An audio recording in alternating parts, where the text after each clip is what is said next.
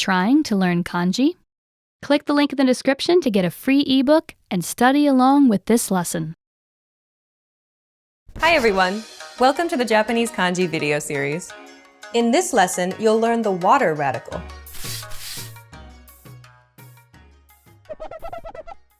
Take a look at these kanji characters. Can you guess what they mean? By the end of this lesson, you'll be able to grasp the meaning behind these kanji characters.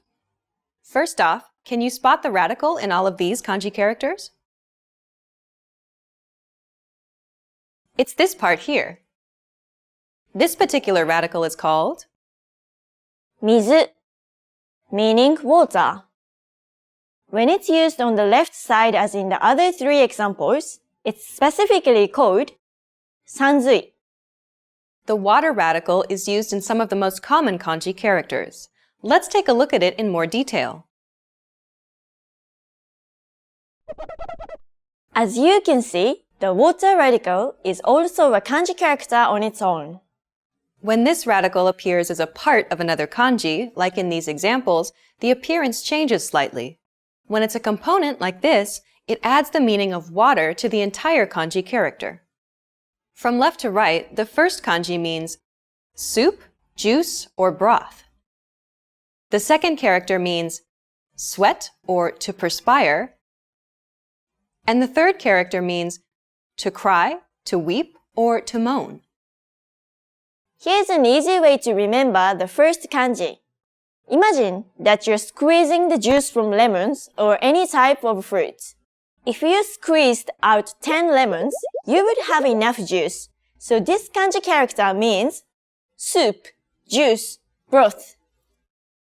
The second kanji has the water radical and means sweat or to perspire. The last kanji has the water radical and this character, which means to stand. You could think of this in this way. Imagine you're seeing a loved one off and you're crying so much that you're standing in water. So this kanji means to cry, to weep, to mourn.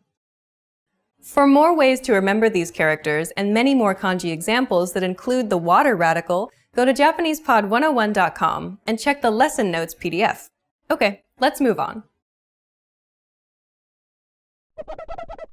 The water radical will usually sit in the left position.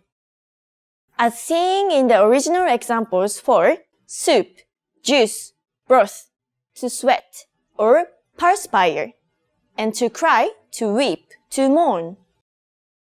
When the water radical is part of another kanji character, its appearance is distorted a little. Okay, now let's learn how to write this radical.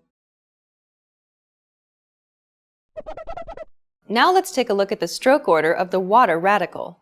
The water radical is very simple. There are only 4 strokes. When the radical is on its own, it looks like this.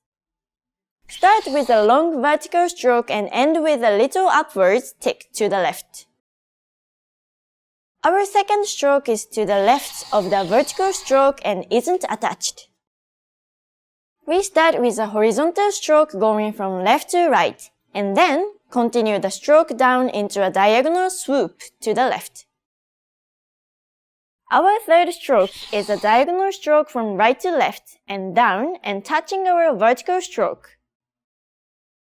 Then our final stroke starts at the intersection of our first and third stroke and goes diagonally down from left to right.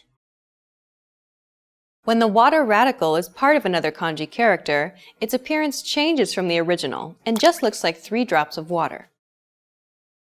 Our first stroke is a short and diagonal stroke from left to right. Our second is similar and just below our first stroke. Then we make a diagonal stroke going from left to right and up. It's a little longer than our first 2 strokes. And that's it. You're done.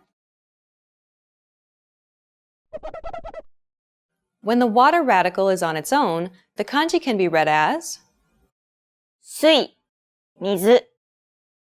In the case of the original examples, common readings are 10, 知る. For the kanji meaning soup, juice, or broth. かん、汗。For the kanji meaning sweat or to perspire. And きゅう、な。for the kanji meaning to cry, to weep, and to moan.